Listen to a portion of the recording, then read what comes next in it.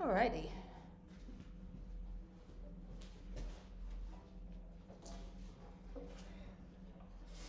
Very nice to see you. Let's start with tonalization. Feel the pulse inside your belly. Just take your time to find really grounded but flexible lower body. Violin position exactly where you want it. Is that a little bit low? There, your violin? That looks better. Does it feel better? Yeah. And drop the elbow. Gorgeous. That one.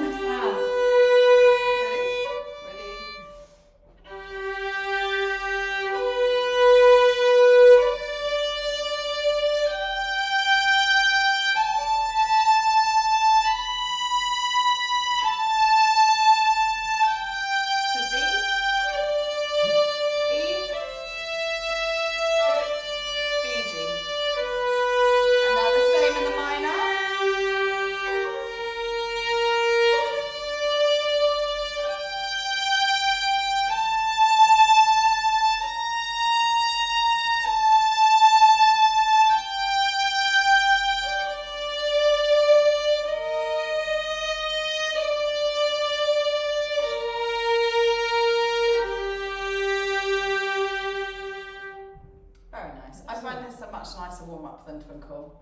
There's so many open strings. I just don't know it. I think it was different when I was young, and I haven't kind of. It's always been in book 2, but lots of people ignore it. Oh. And I teach it much earlier. I teach the major part before the minuets in book 1. So around Allegretto and Andantino, and then the minor towards the end of book 1, early book 2. Okay. Let's just, we'll do it again when Irene gets here. She told me she was going to be here 5 minutes ago. In 5 minutes, so any moment, hopefully. Okay, let's do our twinkles. So just all the way through the variations, I'll give you the introduction. If someone hears the bell, could you run and get it, please?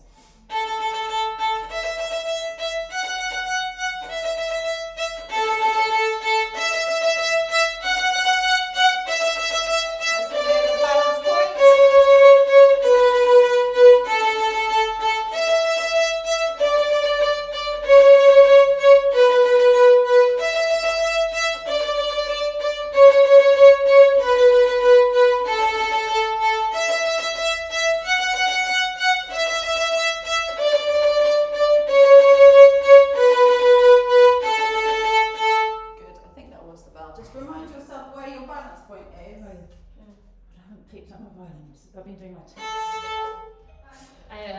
For this I haven't practiced at all. I have a lot of concerts and stuff. So yeah, I haven't done any twinkles in a very long time. Okay, do you want to get yourself out here and tune? And then come in once you've tuned? Okay, so yeah, we remind ourselves of the upper arm movement, so just kind of poke yourself in the upper arm and just remind yourself that that's what's guiding these notes in the early twinkles when we're doing them like the beginners are.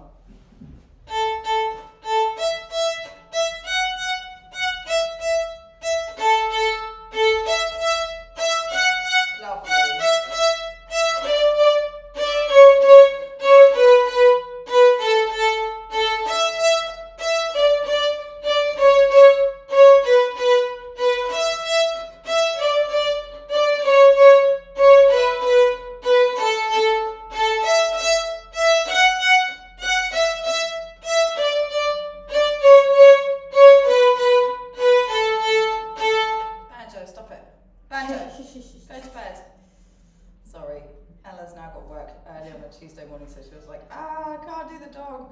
And I was like, okay, well, the only way I could do her is take her to work. So here we go. Right, so let's just do a bit of that sort of vertical movement away from the violin. Just put your violin down and just practice feeling that.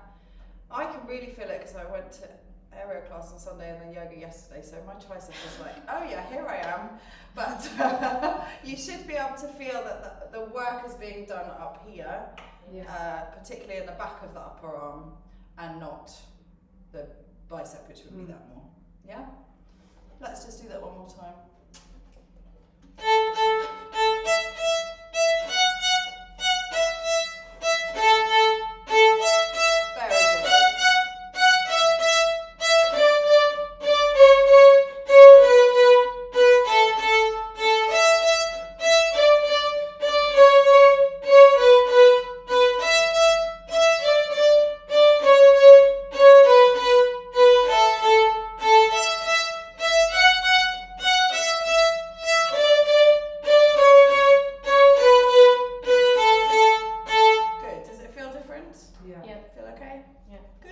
Lovely.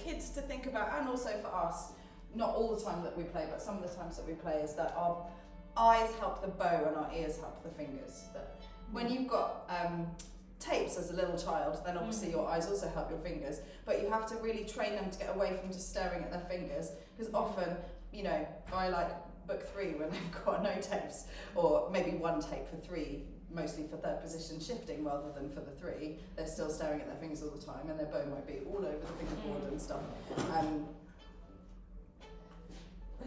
So it's really about being aware of both, but then, yeah, later on, the eyes can help the bow. Good. Hi. Sorry for being late. Okay. So there is. Okay. That, yeah. Okay. Nearly the other one. Do you want to, Sarah, just come this way a little bit? There you go. Got a starring all of your back in the video. Oh, yeah. Ready? Sorry, my introduction.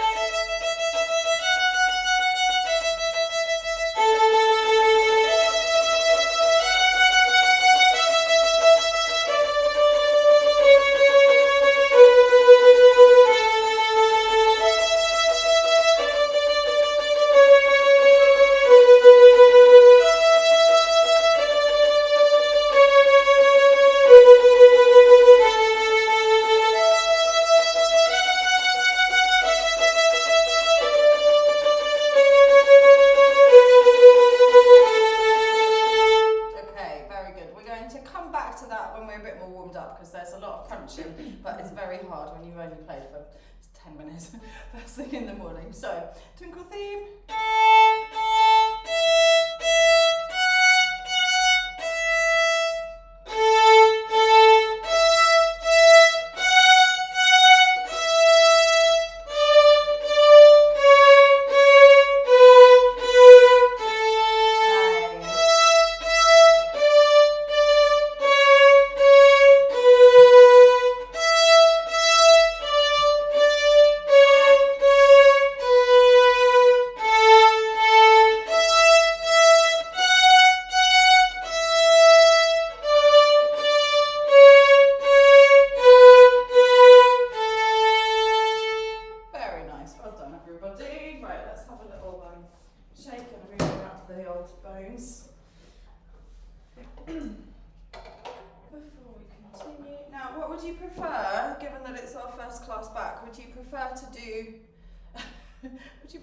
Your stretching with your violin in your hand, put your violins down. Would you prefer to go through, just play through all of book 1 and then get straight onto teaching points, or go through the pieces like we did before where you're kind of reminding yourself of what's in each one before we play it, which will take a bit longer, leaving us less time for teaching points? They went to everything. Right. So we have more time for teaching points to the whole. Up to 1. Yeah. Okay. Okay, good. So let's play then.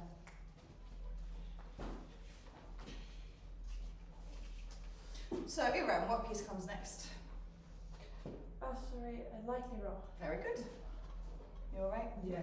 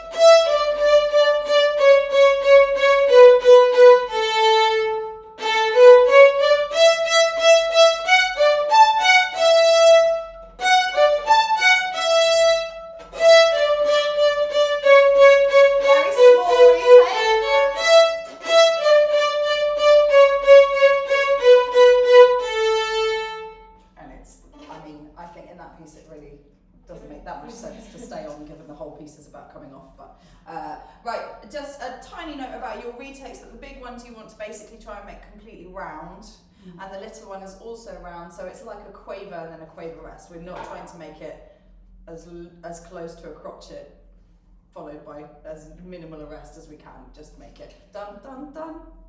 Yeah. Make sense? Yeah.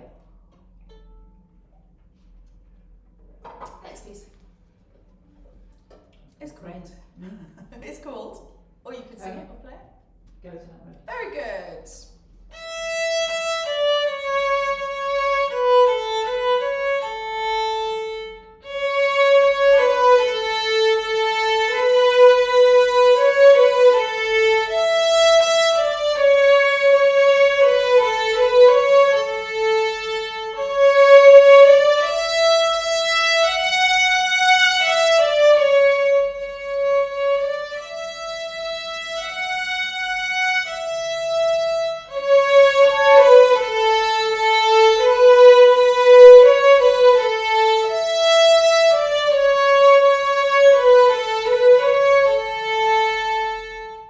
Beautiful. Well finished, everybody. Yeah, really lovely. Next piece is called? Oh, come and touch it. Yes, it is.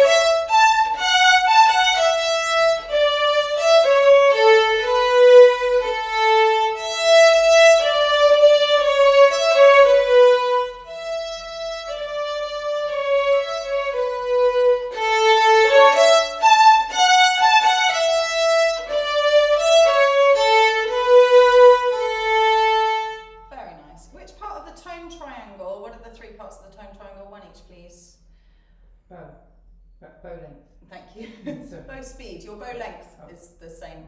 Oh yeah, bow speed. Yeah. Yeah, good. I didn't understand. The tone triangle. Another thing on the corners. Okay, dotted crochet and the quaver. No. How do we make tone on the violin? So we have the bow speed affects it. What else affects the tone? And pressure of the bow. Very good. Can you make it a more Suzuki word? I know this is different. I don't remember the word. Weight. Weight. Yes. Weight sorry. of the bow. Very good.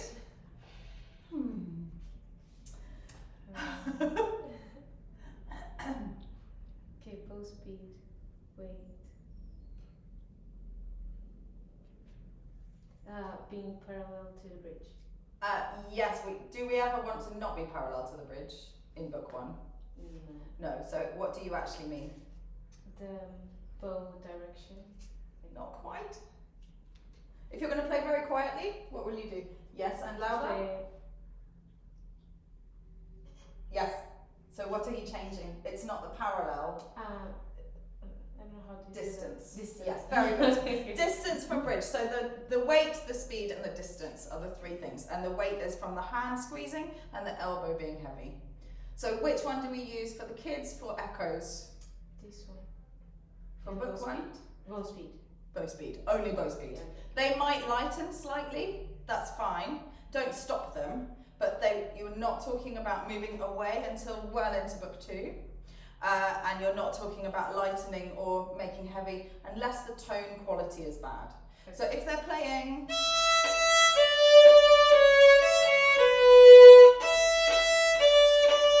then you need to talk about the weight because the tone is bad. But it's a very similar weight. So it's just how much bow they're using that we're changing. Yeah. Good. What's next?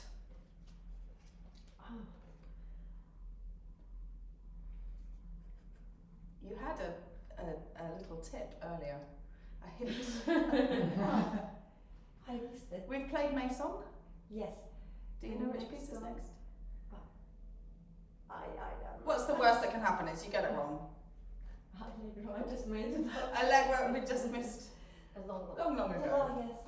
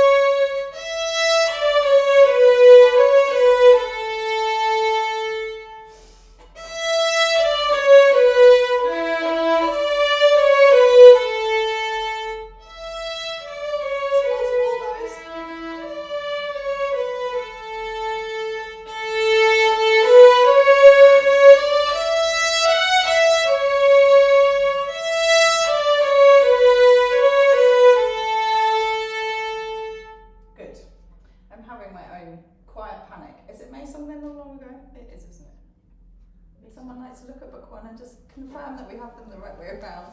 I always, this is my own insecurity, is I always. Long one is on the bottom of the page. Yes, okay, good. That's what I thought. But I just, I always feel anxious about that. 22 years in. I think it's partly because in book 2, I can never remember whether it's waltz and then long, long ago or long, long ago and then waltz. So I can't just remember, oh, it's long, long ago second, because then they're like the two that I get mixed up on are the wrong way around, other way around in book 2.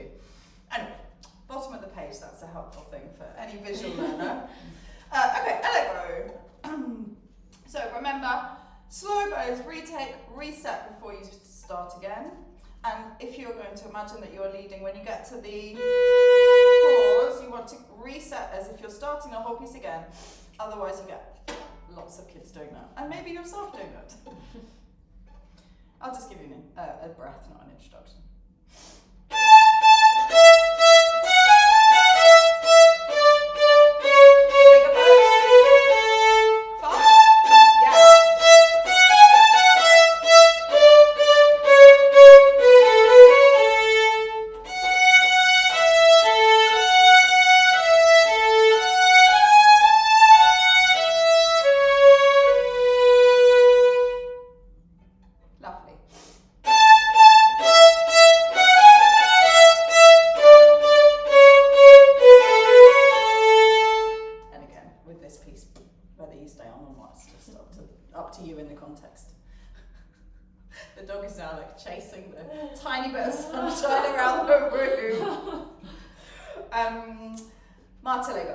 So big but stopped.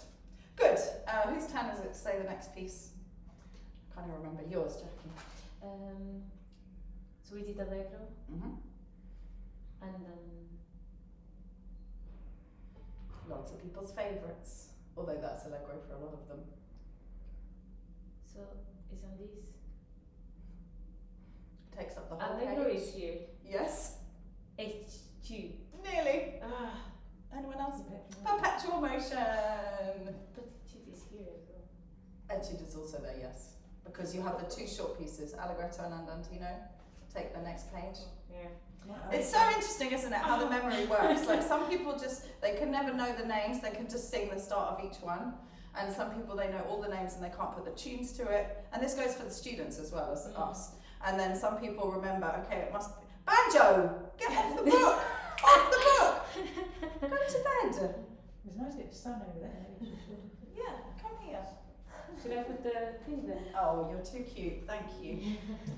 You our very overindulged dog. Look at that. She's like, finally, somebody's loved me. Okay, so.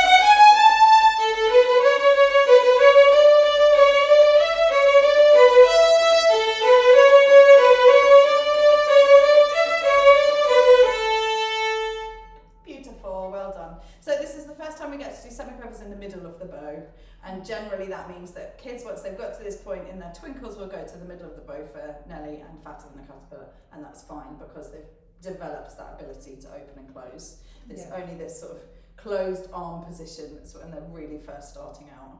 Don't keep them on it. Right. Makes sense? Yeah. Good. Next piece. So do you mean that they should go to in Nelly and Caterpillar when they originally do it, or go when they're doing review now? The second. Yeah. Okay. Yeah. But it's actually So when they first do it, Yeah. there's no opening and closing here, and then by the time they've got to here, most of them won't even do it, like won't even think about it. It won't be something that you have to teach them. It'll just be that because they've learned all those big bows in between, it's more comfortable. Because it's basically, this is uncomfortable as soon as you know how to do this. Yeah. Yeah. But it's before you know how to do this, this is the only way, otherwise you just get this and then it just... Yeah. So by the time they come to perpetual motion, if they are doing the reviews and they are playing fatter than a caterpillar here, is that Totally fine. Probably they start doing it in the middle way earlier than that. okay? Once they do Song of the Wind, because all of these, you know, Yeah. once they can do that, they probably want to do it there. But you know, I think like my mum is really interesting about teacher training. She says, you know, when she looks back on her notes of the teacher training level 1 that she did like in the 80s when I was tiny, she's got like 2 things written on each piece. And it's got more and more in-depth and more like detailed, which I think in lots of ways is really good, but we cannot teach like that. You can't teach more and more, each child that you ever take on, more and more detail piled on, because otherwise they just never get past twinkles. Like he'll be 15 and he'll be like, just make sure your little thing, you know, like you have to actually teach them how to play the pieces. Yeah. So it's like for us to be aware of and not necessarily to communicate to the child. And that's why it's different to be able to play than it is to teach. Whose turn is it? I don't know. Well, you didn't get it last time, so what is it, do you think, next? It's either, it's on the No, after perpetual perpetual motion. Think. Alphabetical. Yes. Allegro.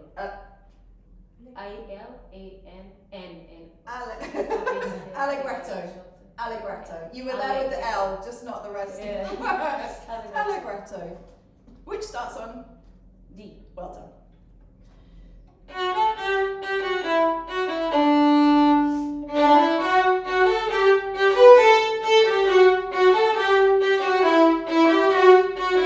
Little big, little big, little big.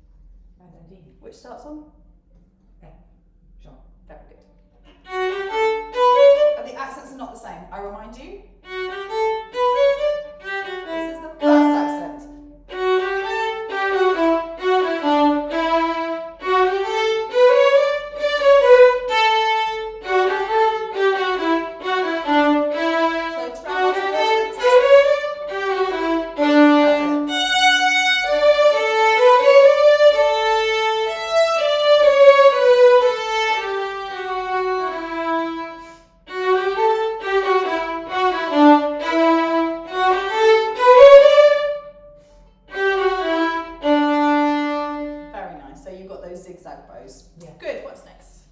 Allegretto. No, we've done that already. Oh, sorry. Andantino. We just played that. Stop, you're panicking. Okay, we've played Allegretto, we've played Andantino, and next comes the big mountain piece, which is... No, not menu. No, it's gone. like perpetual motion.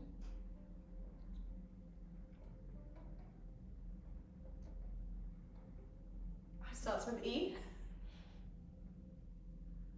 What are the hardest pieces of book 1?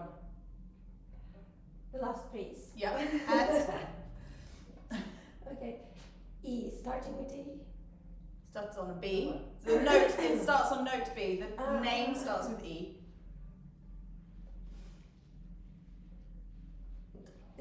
Etude. Etude.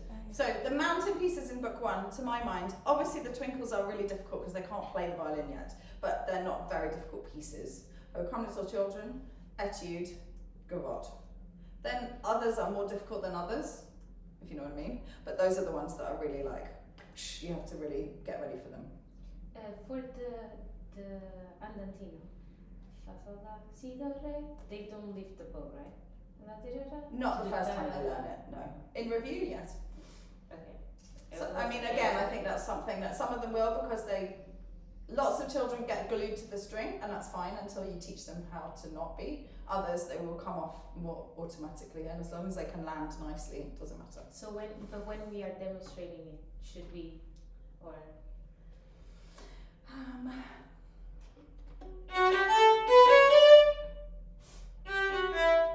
I think stay, yeah.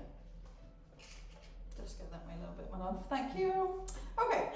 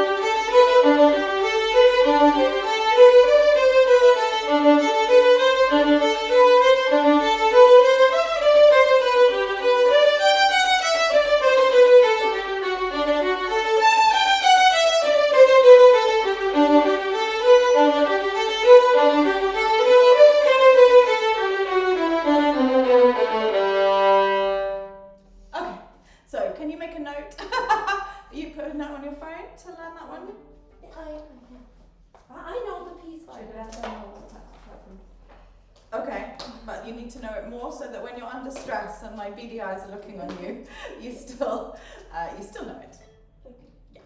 Okay. What's next? Easy peasy. Minuet. Good. And then. No. After minuet 2. After minuet 2. Minuet 1, minuet 2. And then. How many minuets are there? 3. Yes, so what comes after minuet 2? 3. Yes. Okay, we're going to play minuet 1.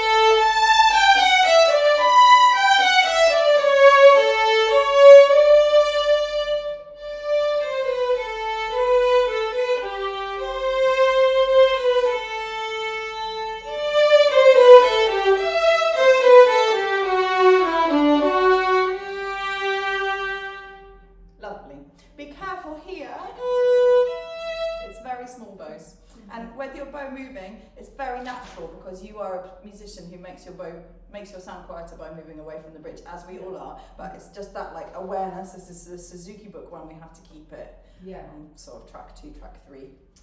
Okay, good.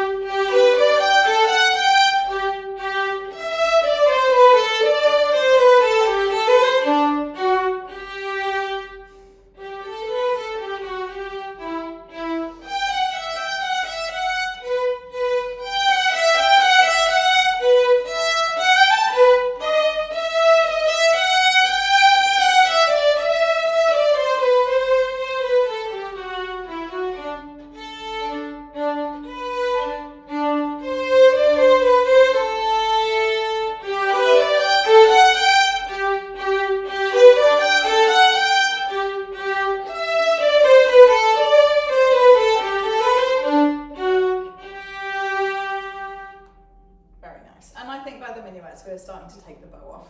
Yeah. Very lovely ringing sound, everyone. Well done.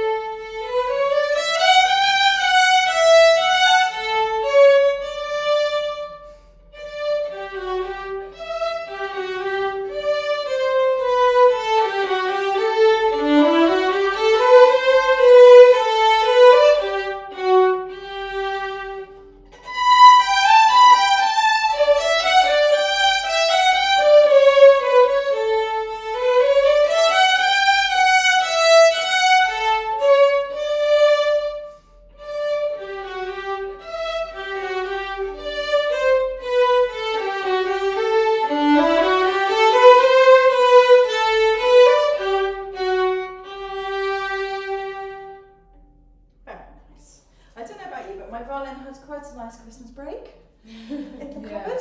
So I'm feeling like, oh yeah, I have not played very much for a few weeks. So let's especially not the last week you've been sitting doing my text. Oh, It's the worst.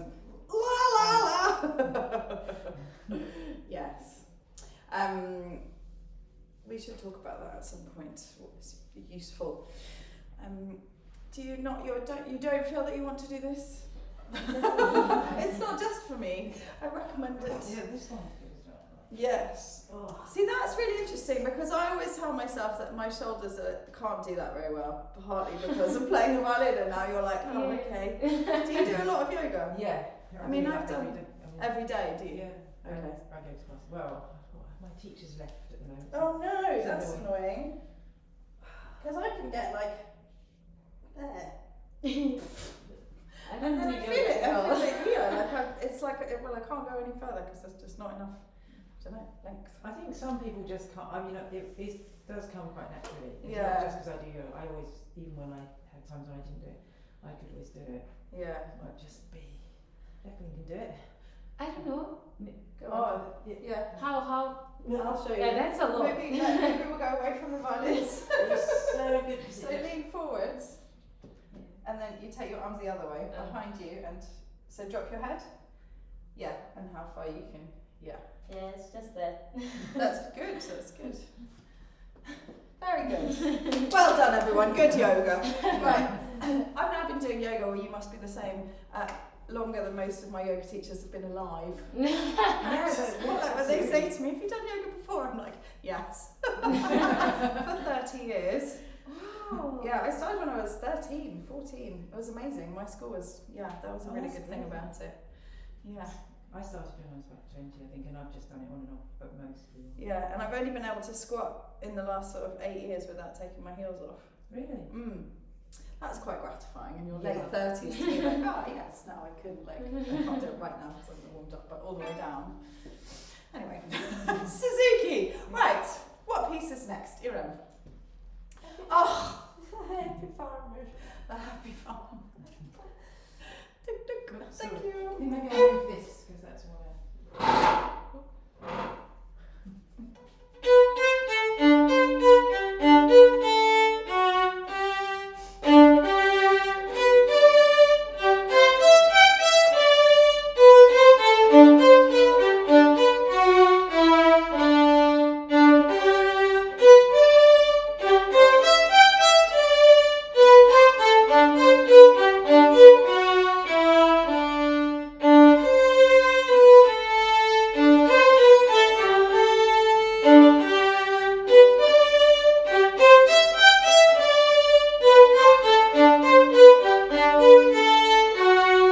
So smooth, then hooked.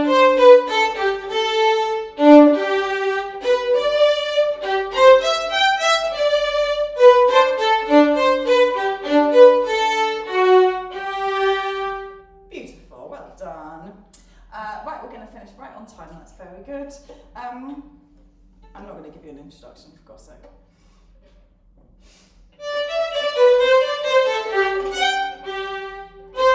Just watch your contact point.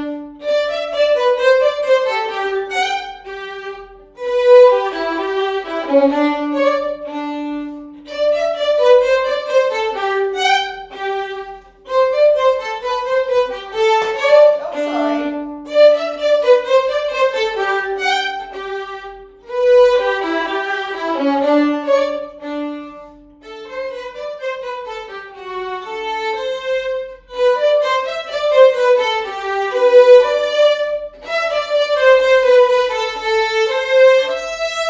Either is fine.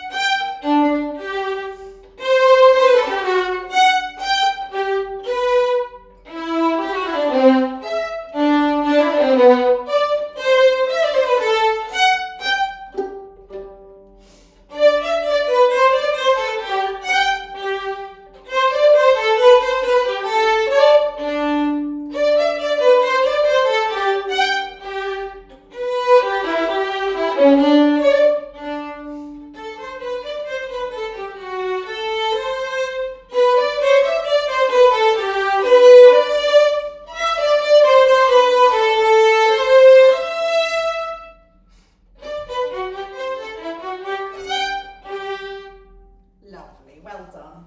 So our exam pieces are All the Twinkles, Minuet 2 and Gosse Garot. So those are the ones that you will definitely have to play, but you might be asked to play anything or teach anything in book 1. So we have to be super sure of what we're doing with those. Okay, very good. Let's have a little break, unless any of you have any questions about any of that. I have, but for me, like me specifically. Well, I feel that from Minuet 1 to my posture as well goes all the way because You love it and it's Yeah. expressive, yes. and it's on this one I was when you told me about the Contact point. context point. Yeah. My the violin was already all the way here. Like I was like. Yeah. So let's just have a very quick chat about why this matters. Because I was going to say, why does it matter for the students for us to stay in the right contact point when we're playing book 1? Because we use vibrato, and eventually they're going to learn how to change their contact point just like we do. But why do you think it's a problem for them to see us changing the contact point? Because we're always telling them not to play on the middle lane as far as I know. Exactly. And they So- don't know, saying, you didn't. Yeah, exactly. So first of all, they know that vibrato is something that comes later because they see, that they know they can't do it. They can't just have I mean, some of them will just have a go, but it doesn't work generally. And B, we don't need to tell them not to do vibrato because it's interesting. In Suzuki cello, they don't use vibrato until the kids start learning them in the teaching training. I personally think it's about the balance between trying to get something to sound as good as and inspiring as possible and also something that the kids can emulate, can copy. So for me, vibrato comes on the side of it, makes it sound so much better, and if they do try and copy it, it doesn't work, so then I don't worry about it. Yeah. But with the contact point changing, I think the other really important thing is that they don't realise when you're changing it. They just think, if they watch you and during a piece you're sometimes quite near the fingerboard and sometimes quite near the bridge, they just think, oh, then that range is what's available to them, it doesn't really matter. And then in book 2 we can start to talk about, okay, well, when you want to be quieter you can move away, but their listening skills and their observation skills are not developed enough to see, they're playing away from the bridge when it's quiet and closer to the bridge when it's loud, and then there are also all the exceptions when we're not doing that. So I think that's why it comes down on the side of it's better to just leave it in the middle. And I talk about, lots of teachers talk about the Chrysler Highway or the tone road, the ringing road. There are lots of different phrases. But for me, I talk about tracks. So on the bridge is track 0, which they don't learn about until book 4 when they're doing Conticello. But 1, 2, 3, 4, and then 5 is Sultasto. So 2 and 3 are kind of where book 1 is. And it's not that, it's not that highly sophisticated that they would know the difference between 2 and 3. But basically, it's bang in the middle between the end of the fingerboard and the bridge. Okay? Yeah. Right, let's have a quick cup of tea and then we're going to do our presentations.